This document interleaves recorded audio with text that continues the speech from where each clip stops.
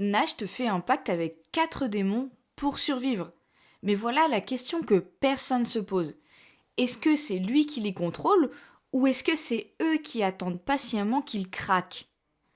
Dans cette vidéo, on va voir l'histoire complète de Nasht. Ces 4 démons expliqués un par un et surtout ce détail sur son pacte que la plupart des gens ont complètement zappé. Mais avant d'entrer dans le vif du sujet, n'hésite pas à t'abonner et liker la vidéo, ça me ferait extrêmement plaisir. Alors déjà, on va poser les bases.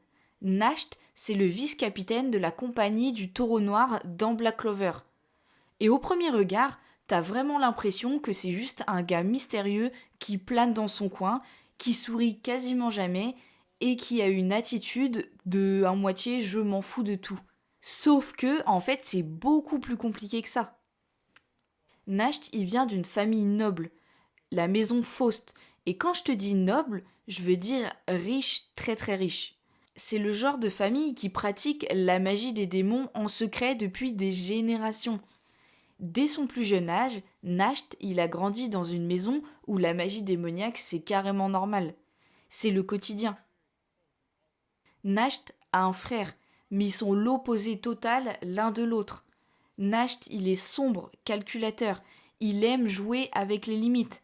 Lui, son frère, c'est le gars lumineux, pur, le genre de personne qui croit vraiment que tout le monde peut être sauvé. Et c'est là que ça devient intéressant, parce que ces deux-là, ils s'aiment, vraiment. Nasht adore son frère. Alors comment on passe d'une famille unie à ce que Nasht est devenu aujourd'hui? La réponse, elle est dans une nuit en particulier. Une nuit où quelque chose a mal tourné. Et là, je te raconte ça dans 2 minutes, mais d'abord, faut que tu comprennes quelque chose sur la magie démoniaque. Parce que là, c'est le truc que beaucoup de gens ne comprennent pas dans Black Clover. La magie de démon, c'est pas juste invoquer une bête et lui dire d'attaquer. C'est un pacte, un échange. Tu donnes quelque chose au démon et en retour, lui, il te donne accès à une partie de sa puissance. Mais voilà le vrai problème. Les démons, ils sont pas stupides. Ils attendent, ils observent. Et dès que tu montres une faiblesse, émotionnelle, mentale, physique, etc., ils poussent, ils testent ta limite. Et si tu craques, c'est terminé. C'est eux qui prennent le dessus.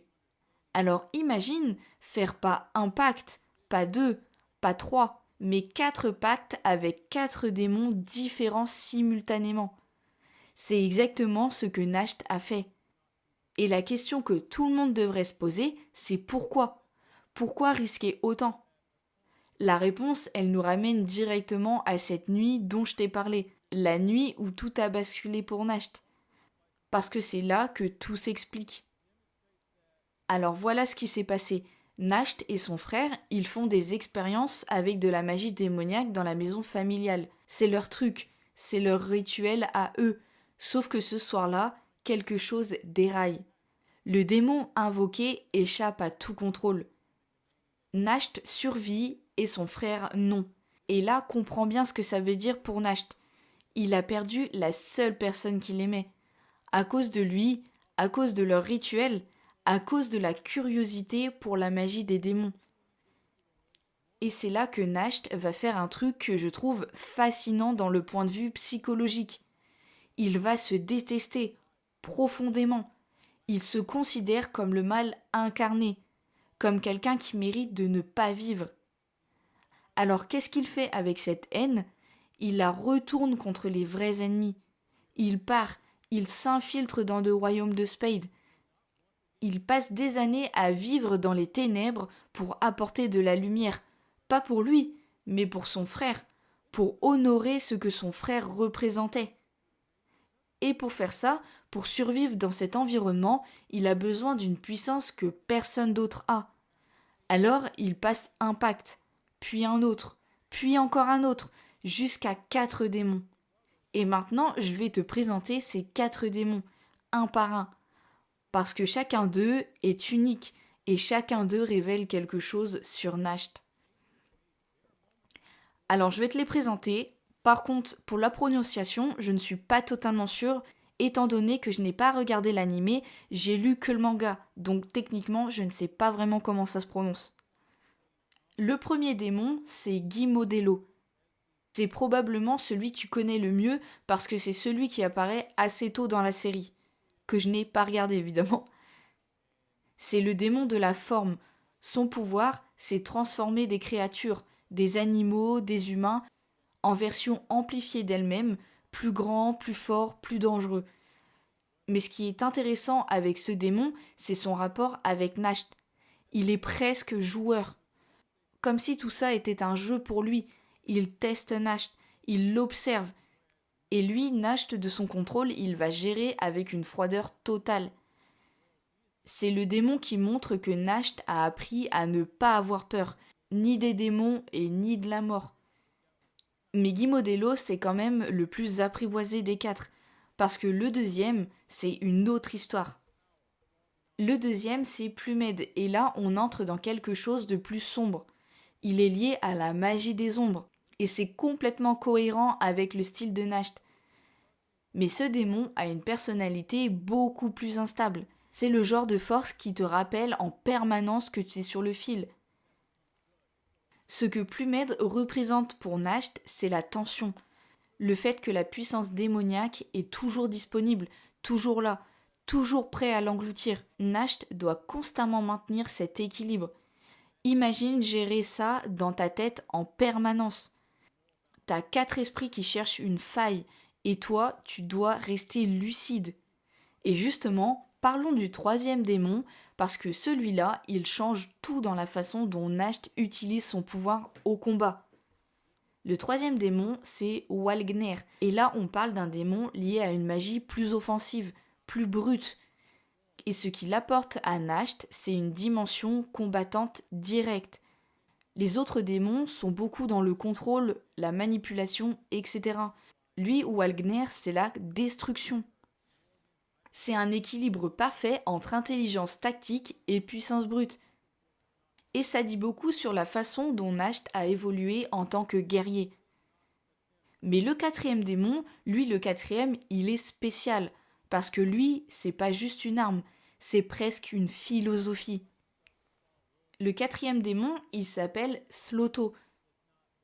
C'est le démon le plus difficile à contrôler des 4.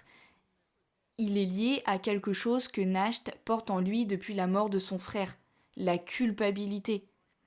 C'est pas juste un démon à dompter, c'est le miroir que tout ce que Nasht refuse d'affronter. La noirceur, la responsabilité, etc. Mais voilà le twist, et c'est là que l'auteur est vraiment brillant. Nasht utilise cette haine de lui-même. Il la transforme en carburant, en motivation, en raison de vivre. Pas pour être sauvé, mais pour sauver les autres. Il est prêt à mourir à chaque combat, et c'est précisément ça qui le rend si dangereux.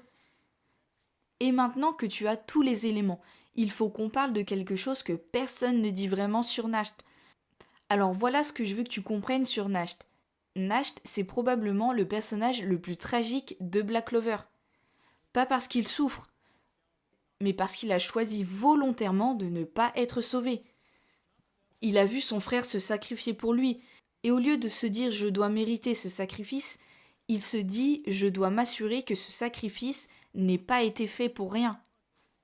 Et ces 4 démons, c'est pas une stratégie militaire, c'est une punition.